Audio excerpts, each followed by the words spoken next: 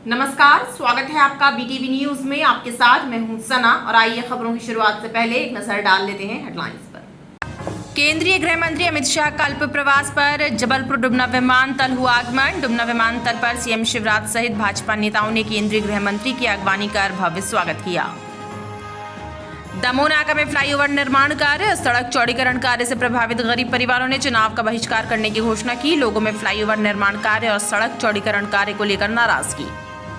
और शासकीय rail police ने पकड़ा अंतर्राज्यीय महिला चोर गिरोह के 1 दर्जन महिलाओं से लाखों रुपए कीमत के जेवर नकदी बरामद। महाराष्ट्र नागपुर की रहने वाली हैं गिरोह की महिलाएं।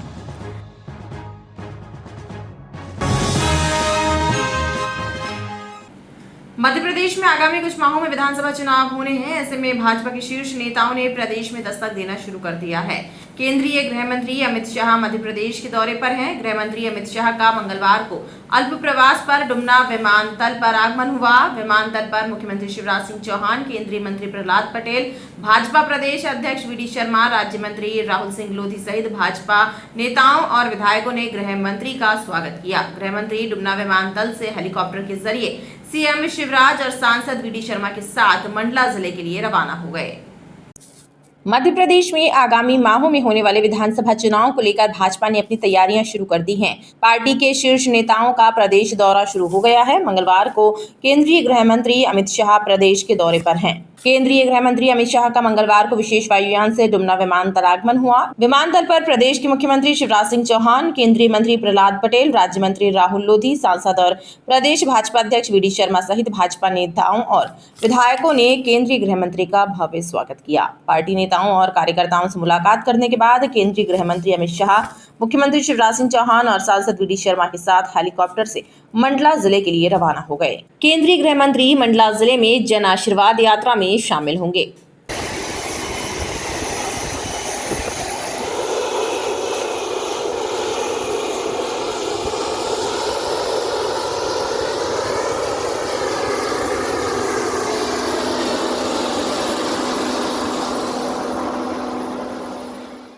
दमोह नाका में फ्लाईओवर निर्माण एवं सड़क चौड़ीकरण से प्रभावित होने वाले गरीब परिवारों ने आगामी चुनाव में मतदान का बहिष्कार करने की घोषणा की है। पीड़ित परिवारों का कहना है कि अधिकारियों द्वारा न तो नियम अनुसार मुआवजा दिया जा रहा है और न ही पुनर्वास की व्यवस्था की जा रही है। ऐसे में गरीब परिवार जाएं तो कहां जाएं।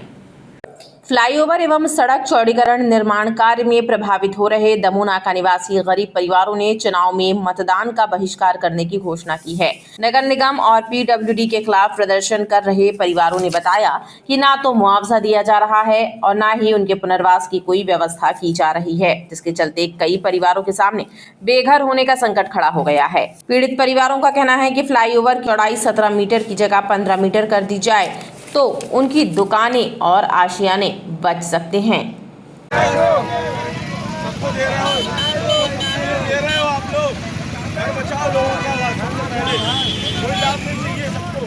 बहुत साल पुराने घर में नानी नाना दादा सब मारा मरू गए। जब से रहते हो 4-5 बार टिकट मरोगे, कुछ नहीं दिया तो आप क्या देंगे? जब क्या देंगे? कहीं ना कहीं मकान दे दो, लाइट दे दो, लोग बनाइए, 15 मीटर करवा दो बस। ये जो 17 मीटर चौड़ाई जो है बिना मुआवजे की और राशि भी पहले नहीं प्रदान की जा रही है ना, तो उसमें हम लोग ये चाह रहे हैं कि उसकी चौड़ाई को 15 मीटर कर दिया जाए, क्योंकि ऑलरेडी हम लोग प्रताड़ित हैं और पहले से अतिक्रमण यहाँ पे 2 से 3 बार हो चुका है। और ऑलरेडी यहाँ की जो रोड है वो यहाँ की जो रोड है वो ऑलरेडी 100 मीटर तक है, 100 फुट की रोड है वो, है ना। अब उसे चौड़ीकरण किया जाएगा तो हम लोगों के मकान जाएंगे और हम लोग कहाँ पर जाएंगे, कहाँ पर रहेंगे, और मुआवजा राशि भी बिल्कुल नहीं दी जा रही है पहले। विरोध प्रदर्शन के चलते दमोह नाका चौक पर देर तक मजमा लगा रहा। गरीब परिवारों का कहना है कि जब किसी स्तर पर उनकी सुनवाई ही नहीं हो रही है तो मताधिकार का प्रयोग करके क्या करेंगे। भर्रा छपरी से सिमरिया गांव तक 1 किलोमीटर की सड़क का निर्माण कार्य पिछले कई वर्षों से अटका पड़ा है, जिसके कारण दोनों गांव के लोगों को आवागमन में बेहद दिक्कतें आ रही हैं। कलेक्टर के जनता दरबार में पहुंचे ग्रामीणों ने सड़क बनाए जाने की मांग की है। उन्होंने बताया कि उस मार्ग पर कई वेयर हाउस भी बने हैं, लिहाजा जर्जर मार्ग होने से किसानों को भी अपना माल ले जाने में परेशानी होती है। कलेक्ट्रेट में आयोजित साप्ताहिक जनसुनवाई में ग्राम भर्रा छपरी से आए रामकिशन पटेल ने सिमरिया तक सड़क बनाए जाने की मांग की है। उन्होंने बताया कि लंबे समय से ग्रामीणों द्वारा रोड बनाए जाने की मांग की जा रही है, लेकिन कई बार आवेदन देने के बाद भी कोई सुनवाई नहीं हुई। मैं ग्राम भर्रा छपरी से आया हूँ।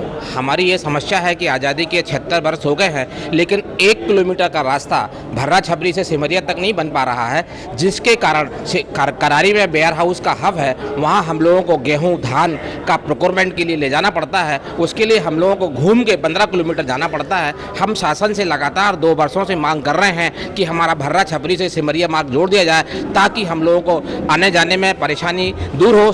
अनुकंपा नियुक्ति की मांग को लेकर विभिन्न अधिकारियों एवं जनप्रतिनिधियों के चक्कर काट रहे हैं। धनवंतरी नगर निवासी पुनीत चौबे ने भी जनसुनवाई में आवेदन देकर नियुक्ति दिलाने की मांग की। मैं अपने पिताजी जो मेरी वो अपनी ड्यूटी के दौरान उनका आकस्मिक निधन हो गया। कहाँ पर कार्यरत थे जी? वो सिंचाई विभाग पर थे, लेकिन अभी BLO प्रेजेंट टाइम पर BLO का काम कर रहे थे और उनके निर्वाचन अधिकारी के विशेष कैंप के तहत 12 तारीख को उनका अचानक निधन हुआ।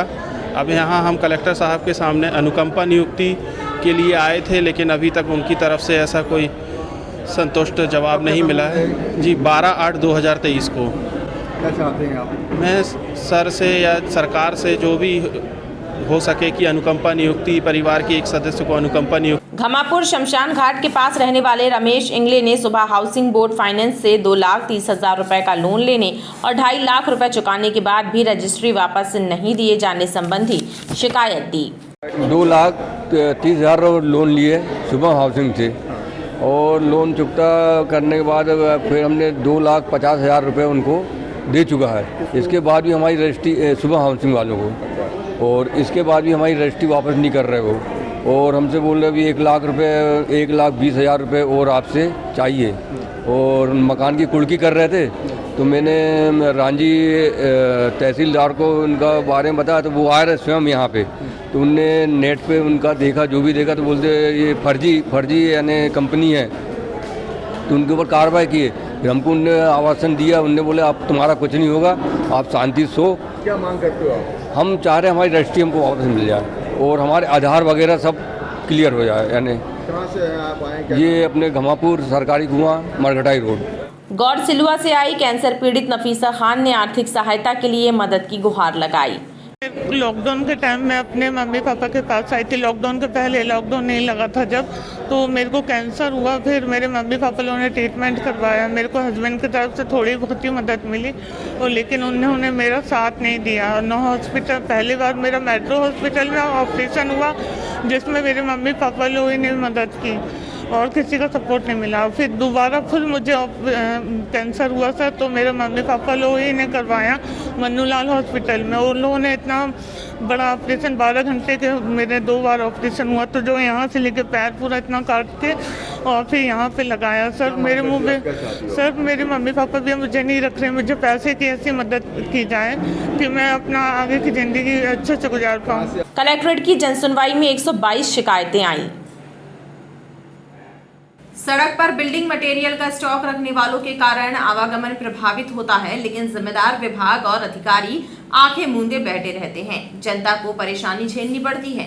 गढ़ा शाहीनाका से नगर निगम की जनसुनवाई में पहुंचे लोगों ने शिकायत की है कि रास्ते पर बिल्डिंग मटेरियल रखे होने से दुर्घटनाएं हो रही हैं, लेकिन जोन में तैनात अधिकारी शिकायत तक सुनने तैयार नहीं है। नगर निगम की जनसुनवाई में इस सप्ताह कुल 26 शिकायतें पहुंची, जिनमें अतिक्रमण की शिकायतें सबसे ज्यादा रहीं। अतिक्रमण की शिकायत करने वालों ने आरोप लगाया कि अतिक्रमण विरोधी शाखा में तैनात अधिकारी कर्मचारी जमकर भ्रष्टाचार कर रहे हैं। बेजा कब्जा करने वालों से पैसा खाकर कार्यवाही टाल देते हैं, जिसके चलते समस्याएं ज्यों की त्यों बनी हुई हैं। गोरखपुर अहिर मोहल्ले से आए एक बुजुर्ग ने बताया कि 4 साल से वे परेशान हैं, लेकिन अतिक्रमण के खिलाफ कार्यवाही नहीं हो रही है। सर हमारे बाजू में निर्माण हुआ, अवैध निर्माण, उसका नक्शा पट्टा भी नहीं है, और ये अतिक्रमण वाला जाता है, क्या तो कहते, वो अधिकारी है जो अभी दिया था, वो जाता है, उससे मिल के आ जाता है। हमने अवैध खिड़की खुली हुई तो हमने कोर्ट से बंद करवाई उसको, और ना उसका नक्शा है, ना नाम परिवर्तन है, कोई भी नहीं है। और हम 3 साल से लगे हुए, हमारे पास 3 साल से है। 3 साल से हमने इसमें आवेदन कर रहे हैं और ये अतिक्रमण वाले विभाग वाले मिले हुए हैं उससे। और जन सुनवाई में हमने 3 बार दिया, कलेक्ट्रेट में भी जन सुनवाई में दिया और जो कमिश्नर होता है उनको भी जन सुनवाई में दिया। उनके मेरे प्राप्ति रिसीविंग लेटर है, इनके बाद भी ये सब मिली भगत है और ये कोई कार्रवाई नहीं करते। वहीं गढ़ा शाहीनाका से आए लोगों ने बताया कि सड़क पर स्टॉक की गई निर्माण सामग्री से पूरा इलाका परेशान है, लेकिन अधिकारी शिकायत सुनने तक तैयार नहीं है। मेरी शिकायत ये है कि मेरे घर के बाजू में एक मकान खरीदा गया है, उसके जो ईंटा निकाल कर उन्हें सब रोड पर रख दी है कंजर्वेंसी लाइन में, तो उसमें आने जाने में दिक्कत हो रही है, ईंटा गिर रहे हैं, बच्चों को लग रहे हैं। दूसरी बात, उसमें अभी सांप बिच्छू जो भी है, बरसात के दिन में जो जीव जंतु आते हैं रुक जाते हैं और बहुत तकलीफ हो रही है। इसके पहले भी शिकायत की थी लेकिन कोई कार्रवाई नहीं हुई है कि कृपया उसको साफ़ करके वो जगह को सही रहे जिसमें आने जाने में दिक्कत ना आए। कोई आसम में कोई ऐसी घटना घट जाए, बच्चे आते जाते हैं, कुछ घटना घट जाए और कुछ हो जाए, इसका जिम्मेदार कौन होगा? नगर निगम होगा या वो व्यक्ति जिसने वो बाजू की प्रॉपर्टी खरीदी वो होता? सभी शिकायतों पर सुनवाई करते हुए उपायुक्त अंजू सिंह ने शिकायतकर्ताओं को उचित कार्यवाही का भरोसा दिलाया है। पुलिस अधीक्षक कार्यालय की साप्ताहिक जन सुनवाई में इस मंगलवार को तकरीबन 68 शिकायतें दर्ज की गई। इन शिकायतों में आपसी विवाद और आपसी झगड़ों की शिकायतें सर्वाधिक रहीं। पुलिस अधिकारियों ने शिकायतों को संज्ञान में लेकर वैधानिक कार्यवाही करने का आश्वासन पीड़ितों को दिया है। पुलिस अधीक्षक कार्यालय में इस मंगलवार को भी साप्ताहिक जन सुनवाई हुई। शहर और ग्रामीण क्षेत्रों से बड़ी संख्या में आवेदक जन सुनवाई में पहुंचे और अपनी शिकायतें दर्ज कराई। जनता दरबार में गोरखपुर जोगी मोहल्ला निवासी अमित कुमार ने शिकायत दर्ज कराई है और क्षेत्र में रहने वाले एक युवक पर उसे बदनाम करने की धमकी देकर रुपए मांगने का आरोप लगाया है। पीड़ित ने बताया कि इस संबंध में उसने थाने में शिकायत की लेकिन कोई कार्यवाही नहीं हुई। गोरखपुर जोगी मोहल्ला में रहता हूँ। वहाँ एक लड़का हैगा सुशील चक्रवर्ती कुमार मोहल्ले में रहता है। मुझे आए दिन आके धमकी दिया रहता है, औरतों के साथ आता है। मैं घर में अकेला माँ बाप के साथ रहता हूँ। धमकी दिया रहता है, पैसे की मांग कर रहा है, नाजायज़ मांग कर रहा है, बोलता झूठे आरोप में फंसा दूंगा। कितने पैसे की मांग कर रहा है? 50,000 रुपये की मांग कर रहा है और हम बोल रहे हैं हम तेरे 50,000 दे देंगे मगर तू सबूत ला, गवाह ला, कहाँ से दिया। तो आपने लिए थे क्या? हमने कुछ पैसे नहीं लिए उससे। तो क्यों आप देना चाह रहे हैं पैसे? हाँ, जब वो बोल रहा है तो हम देने को तैयार। झूठा आरोप लगा रहा, बदनाम कर रहा है। किस तरह से बदनाम कर रहा है? बोलता है हम तुझे किसी भी केस में फंसा देंगे, हम जेल चले जाएंगे तो तू रिपोर्ट वापस ले, हम कहीं ना कहीं से तुझे फंसा देंगे। इसके पुराने मामले हैं क्या? अब ये नहीं मालूम, लड़ाई झगड़ा करता रहता है। वहीं ग्वारीघाट क्षेत्र से आए ब्रजेश शर्मा ने बताया कि बीते अप्रैल माह में उन्होंने 12 चक्का गाड़ी बेची थी लेकिन उसका भुगतान अब तक नहीं हुआ है। पूर्व में भी जन सुनवाई में आवेदन दिए गए लेकिन अब तक कोई कार्यवाही नहीं हुई। सर मैं 2 बार जन सुनवाई में आ चुका हूँ, बाकी मेरे को कहीं अभी तक कोई कार्रवाई नहीं हुई। पिछली जन सुनवाई में आया था मैं तो एसपी साहब ने बोला था कि आरटीओ ऑफिस जाओ। आरटीओ ऑफिस में गया तो बोले बगैर FIR कुछ नहीं होगा। और ग्वारीघाट थाना पे गया था, ग्वारीघाट थाने पे हमने लिखा पढ़ी नहीं की है, मैं FIR किया है। क्या हुआ था मतलब? सर मैंने एक गाड़ी बेचे थे 12 चक्का गाड़ी, उसका नहीं कहीं 8,75,000 में बेचा था। मात्र 15,000 रुपये मेरे को मिले थे। बाकी कोटक महिंद्रा फाइनेंस कंपनी वाले ने बोला कि जब तक नाम ट्रांसफ़र नहीं होगा तब तक इसको चेक नहीं मिलेगा। तो मैंने विश्वास में सर मैं नाम ट्रांसफ़र करवा दिया, बाकी मेरे को आजकल पैसा नहीं मिला। एडिशनल एसपी सोनाली दुबे ने जन सुनवाई में आवेदकों की शिकायतों को सुना और शिकायतों के निराकरण और कार्यवाही करने के निर्देश थाना प्रभारियों को दिए। जन सुनवाई जो थी आज, इसमें टोटल 68 तकरीबन शिकायतें आई हैं, रजिस्टर्ड हुई हैं। और आज बड़ा लिख था कि मुझे लग रहा है कि आज सारी जो शिकायतें थी वो छोटे मोटे झगड़ों की थी जिनमें प्रतिबंधात्मक कार्रवाइयों की आवश्यकता होती है। सारे संबंधित थाना प्रभारियों को निर्देशित किया है इस तरह की शिकायतों में लोगों को बिठा के समझाएं और उन्हें किसी न किसी ठीक राशि से अमाउंट से प्रतिबंधात्मक कार्रवाई कराएं ताकि लोग आपस में झगड़े ना। हर सुनवाई के लिए पुलिस और राजस्व के लोग रहते हैं, अपनी सुनवाई के लिए वो सही जगहों पर जाएं आपस में झगड़ने की बजाय। मैडम कुछ शिकायत आई कि 8 लाख की उसका गाड़ी बेची थी, उसका पैसा नहीं मिला। उस शिकायत को मैंने थाना प्रभारी को जांच के लिए दिया हुआ है, जैसे वो क्लियर होगा उस पर कार्रवाई होगी। जनता दरबार में ASP के अलावा CSP स्तर के पुलिस अधिकारी भी मौजूद रहे।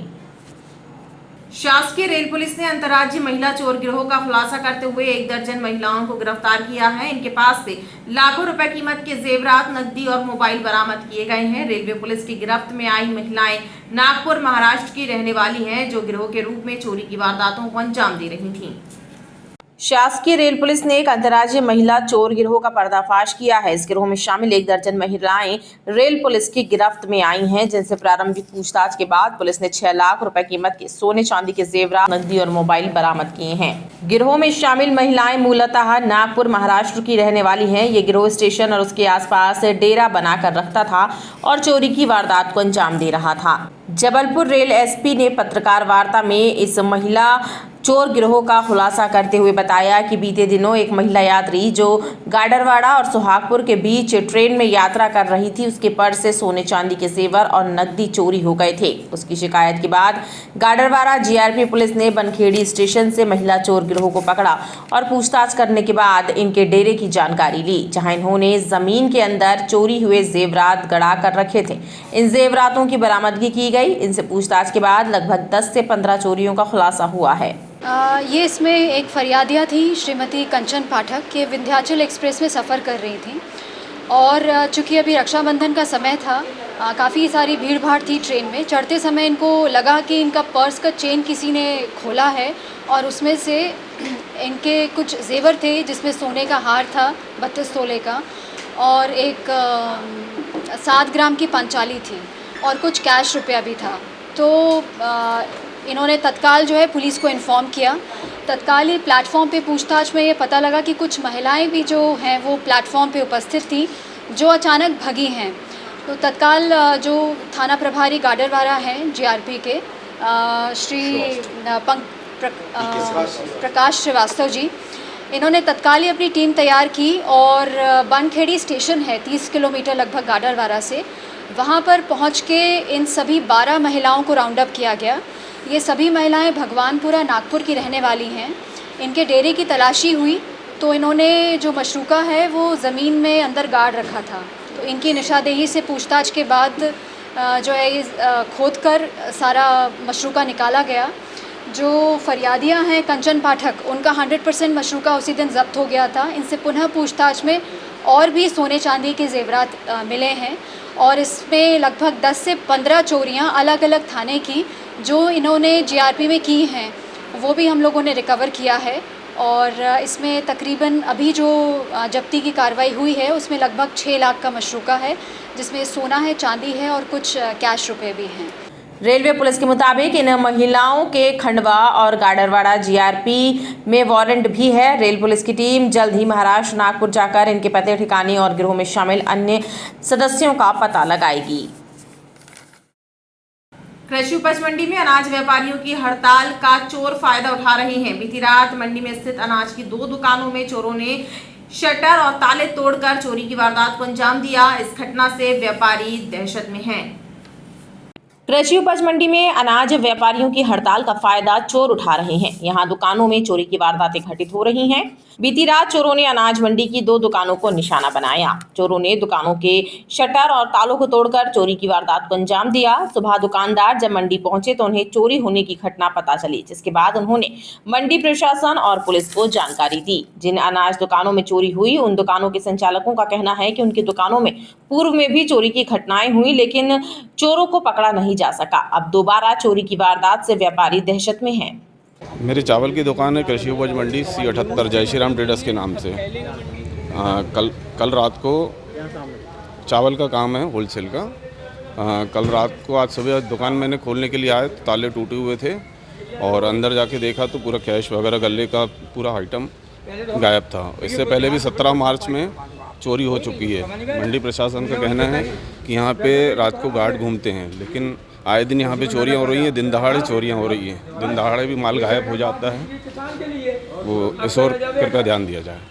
अनाज दुकान संचालकों का कहना है कि मंडी में सुरक्षा के व्यापक इंतजाम नहीं है। ऐसे में चोरी की वारदातें बढ़ रही हैं, लेकिन मंडी प्रशासन कुछ नहीं कर रहा है, जिससे व्यापारियों में आक्रोश व्याप्त है। गोरा बाजार को टीमर भीटा को जोड़ने वाला मुख्य मार्ग बदहाल है। सड़क पर बड़े बड़े गड्ढे हो जाने के कारण लोग जान जोखिम में डालकर सड़क पर चलने के लिए मजबूर है। शासन प्रशासन सड़क के गड्ढों को भरने और सड़क के निर्माण की ओर ध्यान नहीं दे रहा है, लिहाजा लोग खुद ही गड्ढों को मिट्टी से भरने मजबूर हैं। गोरा बाजार से टेमर भीटा को जोड़ने वाले मुख्य मार्ग पर हुए बड़े बड़े गड्ढे राहगीरों के लिए मुसीबतों का कारण बने हुए हैं। सड़क से गुजरने वाले लोग गड्ढों की वजह से रोजाना ही चोटिल हो रहे हैं। गड्ढे भरे ना जाने से लोगों को आवागमन में खासी दिक्कतों का सामना करना पड़ रहा है। जिम्मेदारों की ये लापरवाही लोगों की जान पर भारी पड़ रही है। ऐसे में स्थानीय लोग अब खुद ही इन गड्ढों में मिट्टी डालकर गड्ढों को भरने के लिए मजबूर हो गए हैं। लोगों का कहना है कि शासन प्रशासन ने सड़क निर्माण का कार्य शुरू किया था, लेकिन उसे बंद कर दिया गया। ऐसे में सड़क पर चलना लोगों के लिए कठिन हो रहा था। यहाँ पर रोड को बनवाया नहीं जा रहा है, हम लोग का ऑटो खराब हो जाता है, कहीं सवारी को दिक्कत होती है, इसीलिए हम लोग ये गड्ढे पूर रहे रोड के। मैं बूरा बाजार से टेमर बीटा के लिए ऑटो चलाता हूँ। बीच में मार्ग इतना ज़्यादा क्षतिग्रस्त है कि आए दिन दुर्घटनाएं होती रहती हैं। ना कोई जवाबदार है, ना कोई कुछ करवाने वाला है। इधर के नेता मतलब देख के भी अंधे हो चुके हैं, जिसके कारण आए दिन दुर्घटनाएं होती हैं। ना ही रोड का काम हो रहा है, ना ही कुछ किया जा रहा है, ना ही मलबा डलवाया जा रहा है, ना कुछ करवाया जा रहा। अभी बीच में काम चालू हुआ रहा, किसी कारणवश सुबह बंद हो गया। अब क्या कारण था ये तो मेरे को जानकारी नहीं है। बाकी जो हमसे बन रहा है, अपनी स्वेच्छा से मलबा उठा के हम खुद स्वयं जन सेवा कर रहे हैं। बारिश के बाद सड़क की हालत और खराब हो गई। छोटे और 3 पहिया वाहन सड़क पर दुर्घटना की शिकार हो रहे हैं, लेकिन अब तक ना तो सड़क के गड्ढे भरे गए और ना ही सड़क का निर्माण कार्य शुरू हुआ। कांचघर चुंगी चौकी के समीप खुले नाले में मंगलवार की सुबह एक गाय गिर गई। इस घटना की जानकारी लगते ही गौसेवक मौके पर पहुंच गए। गौसेवकों ने दमकल विभाग को जानकारी दी, जिसके बाद दमकल विभाग का दल मौके पर पहुंचा और गाय को रेस्क्यू कर उसे नाले से बाहर निकाला गया।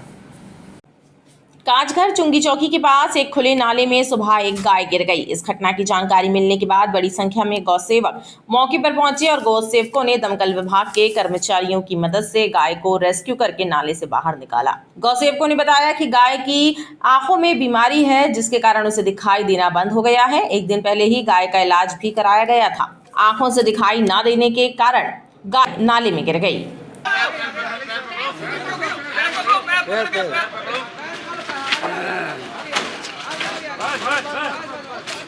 कल में एक गाय का आँख से दिख नहीं पा रहा था, तो हम लोगों को सूचना मिली। कल इसका ट्रीटमेंट भी हुआ है, लेकिन यहाँ पे पैक ना होने के कारण गाय गिर गई।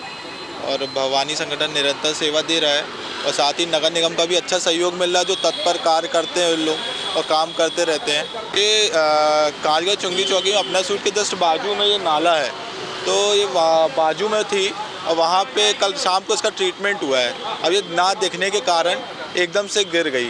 ये भवानी संगठन वालों ने फ़ोन किया कि नाले में गाय गिर गई है।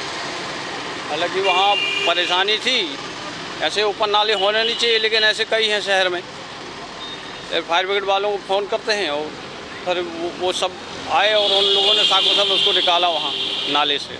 निकालने में दिक्कत बराबर होती है, लेकिन फिर भी फायर ब्रिगेड वाले सब बस अपना रस्सा साधन लेके आते हैं और उसको नाले से बाहर निकालते हैं। गाय को रेस्क्यू कर नाले से बाहर निकालने के बाद गौसेवकों ने पशु चिकित्सकों से संपर्क किया ताकि उसका समुचित इलाज किया जा सके।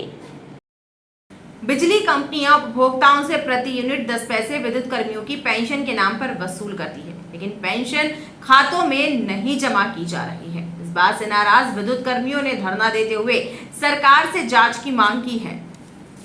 विद्युत मंडल का पेंशन फंड धीरे धीरे कम होता जा रहा है और पेंशनर्स की संख्या बढ़ती जा रही है, लेकिन बिजली कंपनियां पेंशन फंड में पैसा नहीं डाल रही हैं, जबकि उपभोक्ताओं से पेंशन फंड के नाम पर प्रति यूनिट पैसा वसूला जाता है। इस बात से नाराज विद्युत मंडल के कर्मचारियों अधिकारियों ने 1 दिवसीय धरना देकर विरोध प्रदर्शन किया और सरकार से इस मामले में हस्तक्षेप करने की मांग की। United forum for power employees संगठन, जो कि मध्य प्रदेश विद्युत मंडल के अधिकारी कर्मचारियों का एकमात्र संगठन है, आज हम लोगों ने पेंशन फंड के लिए 1 दिवसीय धरना प्रदर्शन सभी जिला मुख्यालय में किया है और 10 तारीख को हम भोपाल में एक विशाल रैली गोविंदपुरा से करने जा रहे हैं, जो कि मुख्यमंत्री को ज्ञापन दे के समाप्त होगी। हमारी सिर्फ एक ही मांग है कि जो हमारा विद्युत मंडल का पेंशन फंड है वो धीरे धीरे सने सने ख़त्म होते जा रहा है और पेंशनरों की संख्या दिन प्रति हर माह बढ़ते जा रही है। तो उसमें अभी तक इन्होंने फंड में पैसा नहीं डाला, जबकि उपभोक्ता से टैरिफ के रूप में 10 पैसा प्रति यूनिट ले रहे हैं और वो पैसा किस मद में खर्च कर रहे हैं ये आज तक किसी को नहीं मालूम। हमारी कंपनी बनने के बाद ट्रांसफ़र नीति बनी उसमें ये प्रोविज़न था कि अगर कंपनी से को जब ये स्थानांतरण किए जाएंगे अधिकारी कर्मचारी तो उनकी पेंशन की पहले व्यवस्था की जाएगी। इन्होंने अनदेखी करते हुए उसे ट्रांसफ़र का चालू कर दिया, जिसे हम अभियंता सिंह कोर्ट में गई और कोर्ट ने जब फटकार लगाई तो उन्होंने जो हमारा नियामक आयोग है उनके माध्यम से टैरिफ में इसकी व्यवस्था की। वर्तमान में सरकार पे आर्थिक भार किसी प्रकार का नहीं पड़ने वाला है। हमारे टैरिफ से ही हमारी पेंशन की व्यवस्था होने वाली है। बात सिर्फ सरकार से हमारी ये है कि व्यवस्थाएं संचालित होती रहें और स्थायी बनी रहें, इसमें वो अपनी मुहर लगा दें, यही एक बात हमारी है। और पता नहीं क्यों सरकार हमारी अनदेखी कर रही है, लेकिन इसको अनदेखी हम नहीं करने देंगे। विद्युत कर्मचारियों के संयुक्त मोर्चा का कहना है कि बिजली कंपनियों को मनमानी नहीं करने दी जाएगी। यदि सुनवाई नहीं होती है तो तीव्र आंदोलन किया जाएगा। मध्य प्रदेश एटीएस द्वारा बीते माह गोहलपुर क्षेत्र के एक अस्पताल से गिरफ्तार किए गए नक्सली दंपत्ति अशोक रेड्डी और उसकी पत्नी रेवती रेड्डी के एक और मददगार साथी छेरमू सिंह को गिरफ्तार किया गया है। एटीएस ने आरोपी को न्यायालय में पेश कर 9 सितंबर तक के रिमांड पर लिया है। मध्य प्रदेश एटीएस की टीम ने गोहलपुर से गिरफ्तार किए गए 82 लाख रुपए के नामी दंपत्ति अशोक रेड्डी और उसकी पत्नी रेवती रेड्डी के एक और मददगार छरमू सिंह को भी गिरफ्तार किया है। छरमू को न्यायालय में पेश कर 9 सितंबर तक के लिए रिमांड पर एटीएस ने लिया है और उससे पूछताछ कर रही है। छरमू सिंह छत्तीसगढ़ दुर्ग के लोतारा ग्राम गुडुम का रहने वाला है और वह प्रतिबंधित संगठन भारतीय कम्युनिस्ट पार्टी मऊ ईस्ट का सक्रिय सदस्य है। नक्सली दंपत्ति से संपर्क में रहने के आधार पर पुलिस ने उसकी गिरफ्तारी की है। अब उससे पूछताछ की जा रही है। इससे पहले भी नक्सली दंपत्ति के एक मददगार धन सिंह को गिरफ्तार किया गया था। वर्तमान में दोनों नक्सली दंपत्ति और उनका मददगार धन सिंह केंद्रीय जेल जबलपुर में है। एटीएस इन तीनों पर भी निगाह रखे हुए हैं। खबरों का सिलसिला लगातार जारी रहेगा। आप देखते रहिए BTV न्यूज़।